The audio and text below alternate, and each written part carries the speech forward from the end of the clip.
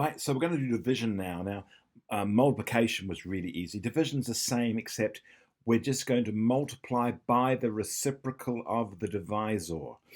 So let's just start off. I'll start with the first one. We've got, wait, that's so I can see it.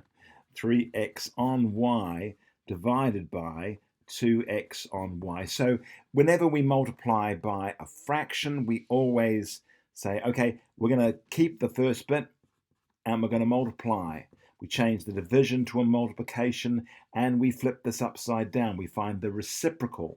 There it is. We've turned this the other way. We've simply put this on the top and this down the bottom. We've changed the division into a multiply, and that's all we do. Okay, let's multiply it straight across now. 3 times xy is 3xy over 2 times xy is 2xy. Now, is there anything common? Well, not in the coefficients, but x divided by x is 1 and y divided by y is 1, so we're left with 3 over 2. I like that one. All right, let's go down the page a little bit. Let's try, what about this one here? So I'm going to write that out. That's going to be, here we go, that's going to be x over 2y divided by 5x over 4y. All right, so we're going to keep the first part of the fraction, and we're now going to multiply by the reciprocal, change the division to a times. We're going to flip this up the other way. It becomes a 4y over a 5x. I've just simply turned all that around the other way. Now, being multiplication, we multiply straight across. 4 times xy is 4x. Oh, we can't see that. 4xy over. Now we've got a coefficients we can multiply. 2 times 5 is 10, and we have an x.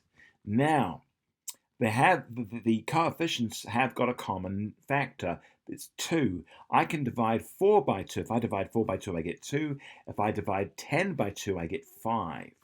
So I'm going to end up with a 2xy on 5x. But I also notice I've got x divided by x. Well, anything divided by itself is 1.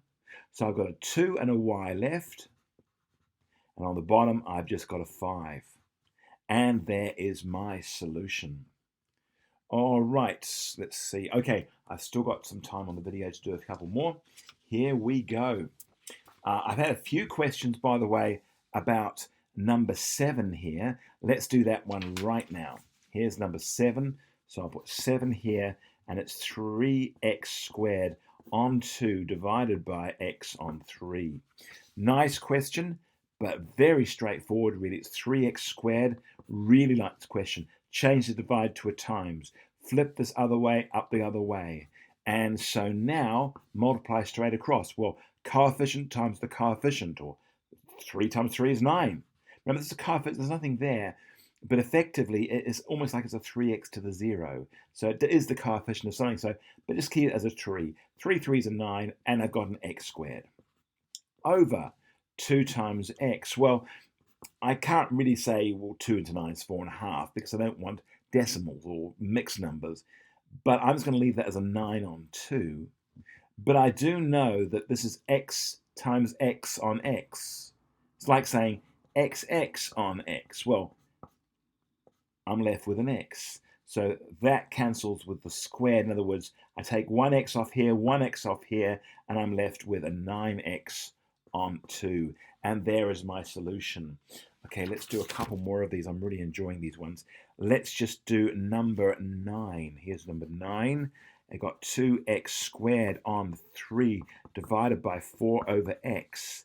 All right, so I'm going to change this around. I'm going to say that's 2x squared on 3 times, change the division to a times.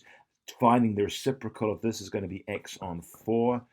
Very, very nice. So now I'm going to have x times 2x squared. It's going to be 2x to the 3 because I'm adding the powers. I'm multiplying. I've got the same base, x and x, but 2 plus 1 is 3. All right, on the bottom here, I've got 3 4s are 12. Got no x's anywhere. But now I can say, well, factors of 12 include 2. So if I divide the top by 2, I get 1. Bottom by 2, I get 6. So I've got 1x cubed or just a better way of saying it's just x cubed, over 6. And there is my answer. Let's just do number 12. I'm looking at number 12 now. I think number 12 is a beauty. Here is actually number 10. Let's do number 10. Here we go. Number 10. I like this one. Here we go. We've got 6x squared on 5 divided by x. So when I say divided by x, really I'm going to rewrite that. I'm going to say 6x squared on 5 divided by x on 1. Same thing, but now we can see we've got something to change around. So that's going to equal 6x squared on 5 times, the division becomes a 5. These get flipped around up the other way. So it's going to be 1 over x. Coefficients, 6 times 1 is 6 with an x squared. 5 times x means that now, well, I can't divide 5 into 6 easily, but I can say, well, I've got an x on the bottom, if you like, an x to the 1 and an x to the 2. 2 minus 1 is 1, so I'm taking an x off here, I'm taking an x off here, and I'm now left with 6x on 5, and there is my solution. And I should just do number 12 quickly, because I do like number 12. Number 12 is crying out to basically be done. Let's have a look. Have I got any paper left? Crikey, I'm racing through the paper here. All right, here we go. So here is number 12. 12 is 8x cubed y on xy divided by 3x on 2y squared. This is a beauty. 8x cubed y on xy. You folks are so lucky doing this. Division becomes times. This is flipped up the other way over 3x. Multiplying straight across. Coefficient times coefficient. 2 8s are 16. X cubed, nothing to multiply it by, becomes x cubed, stays x cubed. But I've got a y to the 1 here, a y to the 2. Well, 1 and 2 is 3, so it's y to the 3, all over.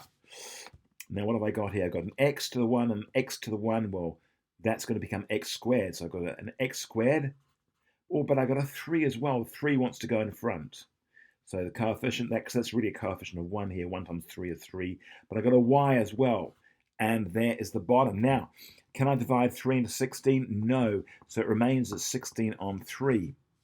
But I've got x cubed and x squared. So if I take 2 x's off the top, I'm going to be left with just an x. Because x3 minus x2 is x to the 1. There it is. y3 minus y to the 1 is just going to be y squared. So that's my answer, 16x y squared on 3. And there is my solution.